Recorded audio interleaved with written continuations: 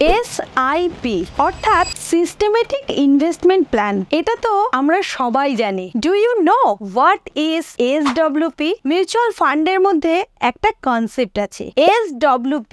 Many people don't know about that. SWP হলো SIP এর পুরো উল্টো। কেউ যদি এটাকে খুব স্মার্টলি ইউজ করে তাহলে কিন্তু একজন সরকারি অফিসারের থেকেও বেশি পেনশন পেতে পারেন।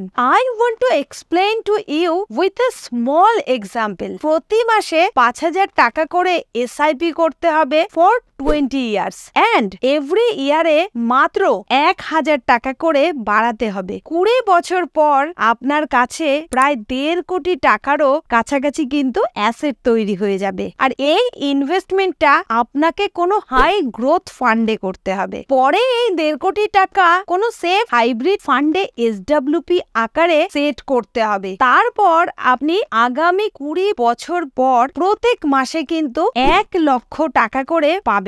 অর্থাৎ আপনি এখন যদি 20 বছর 5,000 টাকা করে দেন, আগামী 20 বছর পর থেকে নেক্সট 20 বছর পর্যন্ত কিন্তু আপনি প্রতি মাসে 1 লক্ষ টাকা করে উইথড্র করতে পারবেন এবং সেই সাথে আপনার কাছে যে 1.5 কোটি টাকা জমেছিল সেটা তো থাকছেই। এবার আপনি চাইলে সেই অর্থটা দিয়ে এনজয়ও করতে পারেন কিংবা আপনার পরবর্তী জেনারেশনকে উপহার স্বরূপ দানও করতে পারেন। তো এখনো কি ভেবেই চলবেন নাকি ইনভেস্টমেন্টের জার্নিটা আজই শুরু করবেন? বন্ধুরা, বিজনেস বলুন কিংবা ওয়েলথ ক্রিয়েশনের জার্নি বলুন, দুটোই কিন্তু খুব কষ্টসাধ্য ব্যাপার এবং সময় সাপেক্ষ।